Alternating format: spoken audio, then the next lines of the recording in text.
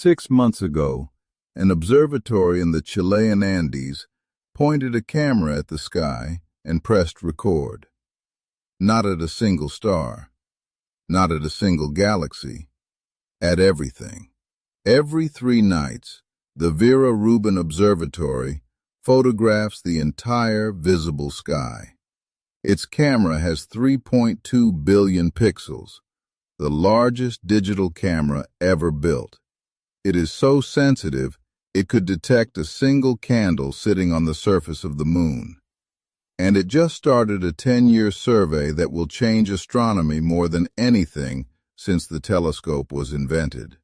The observatory sits on a mountain called Cerro Pachón in Chile, 8,900 feet above sea level, above most of the atmosphere's interference. Its mirror is 8.4 meters across. Its camera weighs 2,800 kilograms and is the size of a small car. Those numbers don't tell you what it's for. What it's for is time. Every telescope we've ever built has been fundamentally a snapshot machine. You point it somewhere, it collects light, you get an image.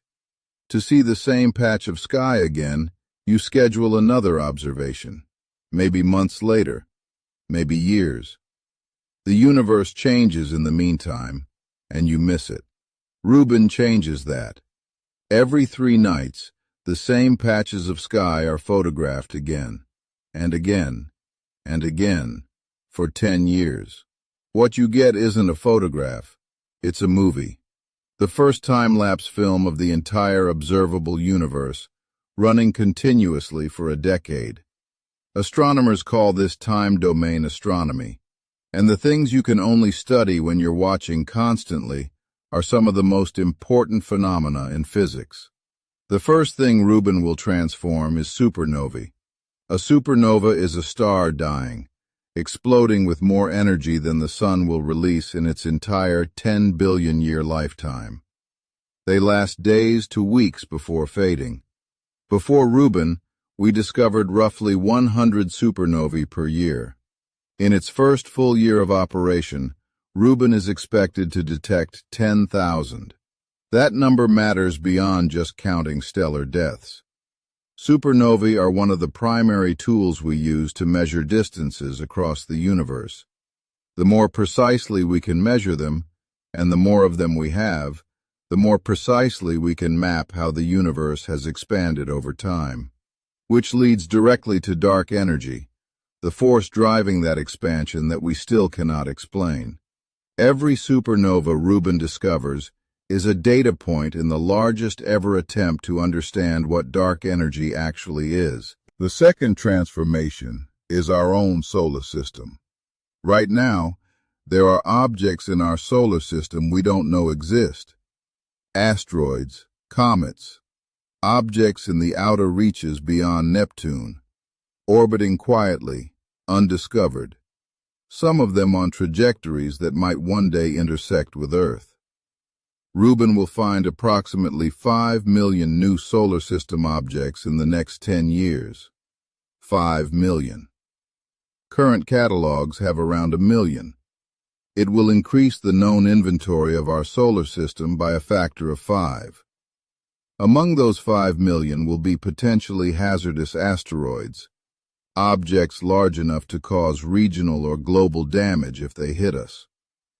The earlier we find them, the more time we have to do something about it. Rubin doesn't just advance astronomy. In a very practical sense, it is planetary defense. And then there's dark matter.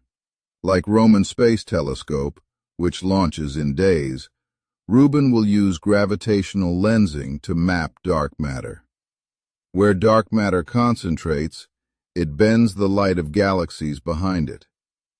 By measuring those distortions across billions of galaxies over 10 years, Rubin will build the most detailed map of dark matter distribution ever created. Roman surveys the deep universe in extraordinary detail. Rubin surveys the wide sky in extraordinary time depth. They are complementary instruments, and they are both running simultaneously.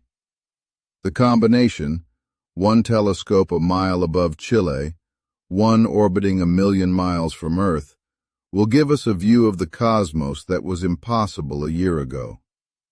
But the most important thing about Rubin is the thing we can't predict. Every major observatory in history has produced its most significant discoveries by accident. The cosmic microwave background, the afterglow of the Big Bang, was discovered by engineers trying to get rid of what they thought was equipment noise. Pulsars were discovered by a graduate student who noticed signals her supervisor told her to ignore. Dark energy itself was found by teams of astronomers who set out to measure how fast the universe was slowing down. Rubin will generate 10 million alerts per night. Every alert is a change, something that brightened, dimmed, moved, or appeared that wasn't there before. 10 million per night. Over 10 years, that is more than 30 billion individual events to be sorted, cataloged, and studied. In that catalog are things we have not named yet, phenomena that don't fit our models, objects we don't know exist, new categories of event that will require new physics to explain. We know they're in there.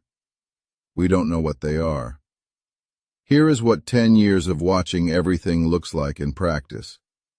In 2026, Rubin photographs a patch of sky near the galactic plane.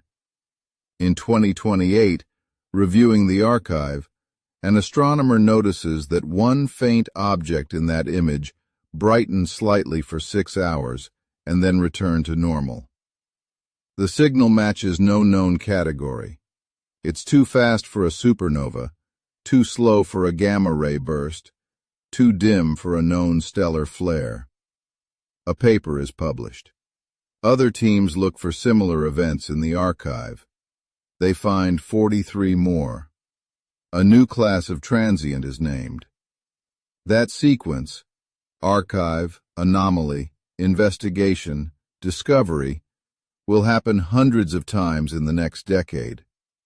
We are building the largest library of cosmic events ever assembled. And unlike every other library, this one is searchable backward in time.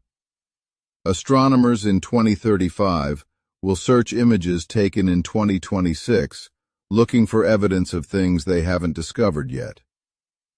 The universe has been happening for 13.8 billion years. For most of that time, no one was watching closely enough to notice most of it. Rubin is watching now,